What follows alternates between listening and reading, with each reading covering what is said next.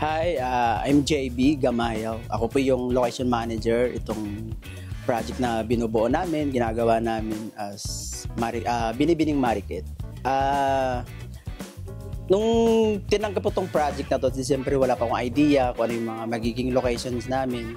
So nung sinend sa akin itong script, so yun, pinag-aralan ko, binasa ko, kasamahan ko rin. And then, nung binasa ko siya, parang ang hirap.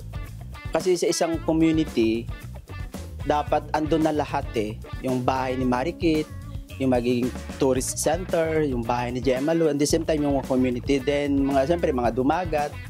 So unang-una, dapat yung parang probinsya talaga siya, since nakatutok yung istorya dito sa Tanay. So mga bahay talaga, dapat mga gawa sa kahoy.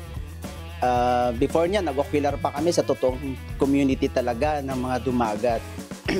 Parang umakyat pa kami, nag-travel pa kami, nagsakay ng jeep na malayo. Tumawid pa kami ng ilog, sumakay ng bangka para lang ma-visualize namin kung ano talaga yung community bilang ng mga taga-dumagat. So ayun, December, nagkaroon ng idea, napaisip ko, sakto sabi ko na may alam akong ganitong location, na which is dito rin sa Tanay. Kasi before na discover ko itong lugar na to, ilog naman ang kailangan ko na location. So before, mas mahirap pa talaga ang access ng sasakyan papunta dito kasi una-una wala pa talaga yung hanging bridge dyan.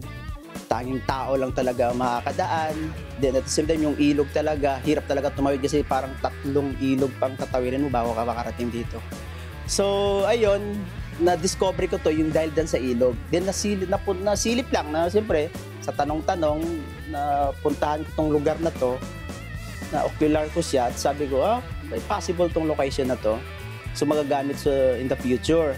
So yun na nga, nagkataon na itong istorya ni Binibining Marikit, tumugma naman doon sa istorya itong location na to. So nung inocular namin with the director, so thankful na umokay naman agad yung director namin.